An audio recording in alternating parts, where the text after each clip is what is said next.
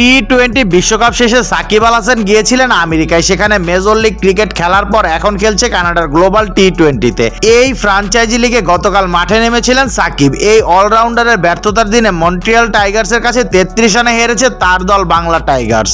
নির্ধারিত 20 ওভার শেষে 6 উইকেট হারিয়ে 189 রান সংগ্রহ করে মন্ট্রিয়াল টাইগার্স। এদিন বাংলা টাইগার্সের হয়ে বল হাতে উজ্জ্বল ছিলেন টাইগার পেসার শরীফুল ইসলাম। বল হাতে বাংলা টাইগার্সের হয়ে এদিন 4 ওভারে মাত্র 16 রান খরচায় 1 উইকেট শিকার করেন শরীফুল। তবে অধিনায়ক সাকিব বল হাতে 30 রান দিলেও ছিলেন উইকেট শূন্য। জবাবে ব্যাট করতে নেমে বাংলা টাইগার্সের ওপেনার রহমতুল্লাহ গুরবাজ দারুণ ব্যাটিং করেন। 39 বলে 64 রানের ইনিংস খেলে আউট হন তিনি। 3-এ নামা সাকিব ব্যাট হাতেও ব্যর্থ। 6 বলে 3 রান করেন তিনি। এই ব্যর্থতার রেস চলছে কয়েক মাস ধরে। অনেকের ধারণা ক্যারিয়ারের শেষের দিকে আছেন সাকিব। একই সঙ্গে তার ফর্মও গোধূলি লগ্নে।